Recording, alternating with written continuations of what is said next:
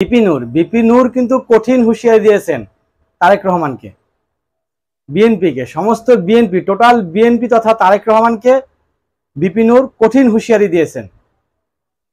অর্থাৎ যেভাবে চলতেছে বিএনপি, বিপি নূরের মতে বিএনপি এখন খুব ভালো একটা চলতেছে না, খুব ভালোভাবে চলতেছে না। চুরি, ডাকাতি, ছিনতাই, লুটতরাজ, টেন্ডারবাজি, চাঁদাবাজি, মোট কথা সব দিকে তাদের অংশগ্রহণ দেখতে পাওয়া যায় বিপি নূরের ভাষায়। এই জায়গাগুলো থেকে বিএনপিকে ফিরে আসার জন্য বিপি নূর কি বলেছেন, হুঁশিয়ারি দিয়েছেন, হয় ফিরে আসুন না হয় ধ্বংস হয়ে যাবেন। বিপি নূর একটা সময় কি ছিল, জনগণের নয়নের মণি ছিল। কোটা আন্দোলন, বাংলাদেশের এই আন্দোলনের পূর্বে 18 সালের বিশাল বড় আন্দোলন হয়, সেই আন্দোলনের নায়ক ছিলেন বিপি নূর। তারপরে বিপি নূর, তারপর থেকে আমরা বিপি নূরকে মোটামুটি একজন কি বলে নেতা হিসেবে দেখতে পাই।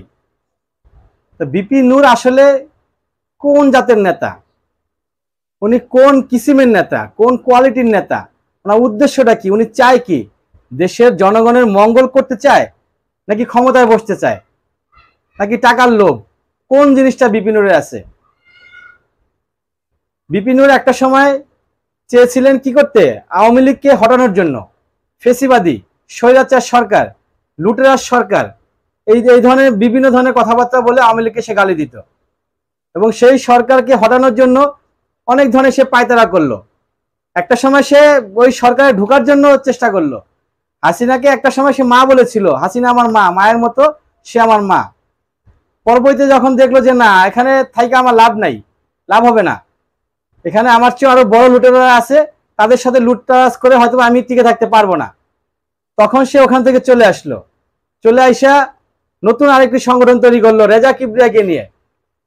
তো ভাবলো রেজা কিবরিয়ার হাত ধরে হয়তো বা সে অনেক উপরে উঠে চলে যাবে, কিন্তু দেখলো যে না, রেজা কিবরিয়াকে দিয়েও কিছু করা সম্ভব না। রেজা কিবরিয়া একজন ভদ্রলোক, সে একজন নিষ্ঠাবান লোক, তার মাধ্যমে দুর্নীতি বা খারাপ কাজ বা রাষ্ট্রের ক্ষমতায় আসা তার মাধ্যমে বিপি নূরের হবে না। সেজন্য বিপি নূর রেজা কিবরিয়াকে বাদ দিলেন, বাদ দিয়ে আবার নতুন করে সংগঠন করলেন, নতুন করে আবার দল তৈরি করলেন। সেই দল বিএনপির সাথে একত্র পোষণ করলো, বিএনপির সাথে একসাথে রাজপথে তারা নামলো। রাজপথে লুটেরা সরকারের বিরুদ্ধে বিএনপির সাথে একত্র হয়ে আন্দোলন করে এবং আওয়ামী লীগকে সরানোর জন্য যত ধরনের চেষ্টা পরিকল্পনা সবই তারা করত বিএনপিকে সাথে নিয়ে। এখন দেখা গেল বিএনপির বিরুদ্ধে কথা বলতেছে, আসলে মতলবটা কি?